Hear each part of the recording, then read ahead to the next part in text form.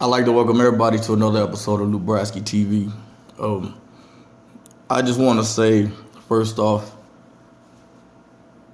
if I've hurt you in life, if I've made you feel smaller than yourself, if I've done anything to harm you mentally, physically, or whatever, I want to take this time right now to apologize.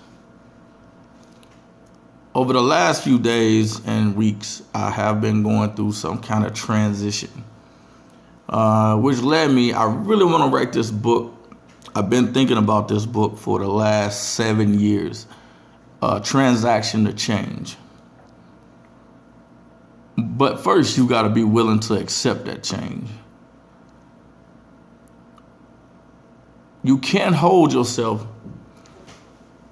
to a stereotypical state and think that life is going to get better. You got to start mentally preparing yourself. You're mentally, for years, I've been in prison and imprisoned by my mind. It's not that my knowledge was lacking. It's what I was doing to myself that was holding me back, if that makes sense. How do you gain the courage to be the man that you're supposed to be if you keep sleeping with wolves? Sometimes you got to take yourself and direct yourself in the right path. I didn't always have a lot of guidance. I didn't have, I guess you could say, a lot of role models coming up in the beginning. All we had was the struggle. The streets turned into a background, all because that father figure, I guess you could say, wasn't there. But did that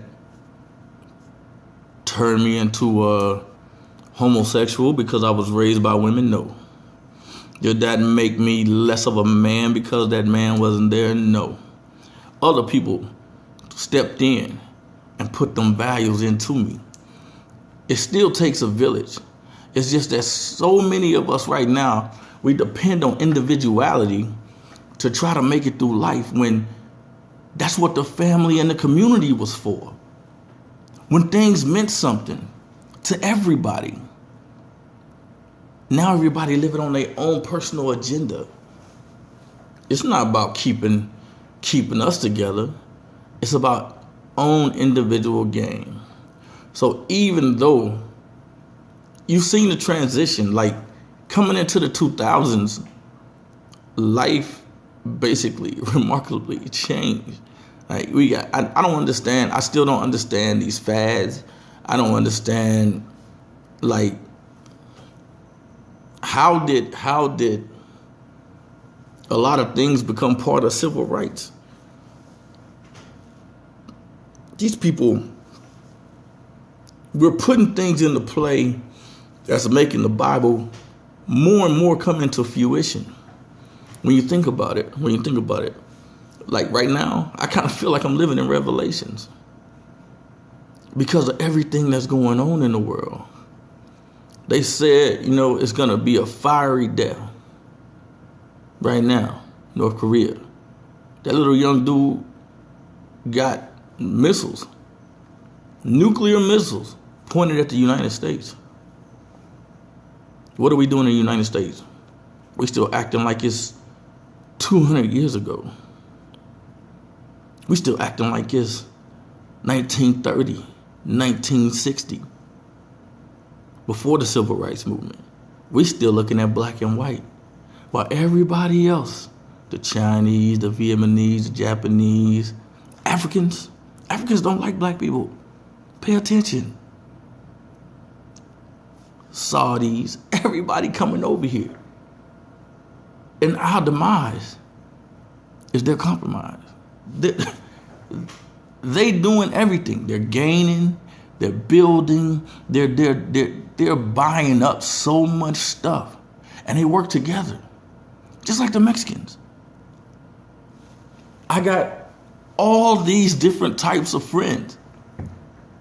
From let me see, one of my homeboys, he's from Jesus, I can't think of the country right now. But when I get it back, I'm gonna let you know. But it's overseas. And they're their own entity. Them and the Saudis and, man, black people, we got to get it together. We got to get it together fast. White people, you need to get it together and get it together fast. Because it's like a black and white newspaper. You don't believe I should have, and I'm not doing nothing to fix your thoughts of me. Because of systematic oppression. We worried about February.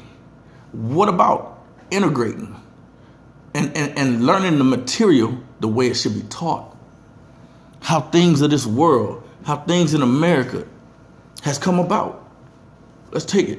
Yeah, Thomas Edison. Thomas Edison.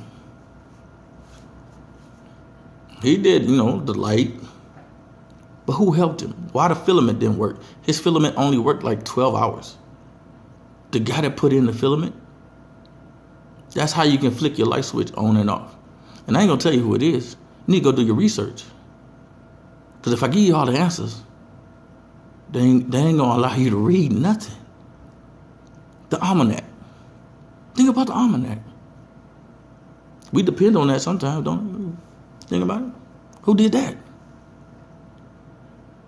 But these young black men, these young black women, nobody's putting this into them anymore these days. All they know is daddy ain't there. So what do women do? Women, they go lay on their back thinking that every Tom, Dick, and Harry is there trying to fill that void. They ain't gonna do nothing but nothing. You give you a couple babies, maybe a couple sexually transmitted diseases, don't mean that they love you unconditionally.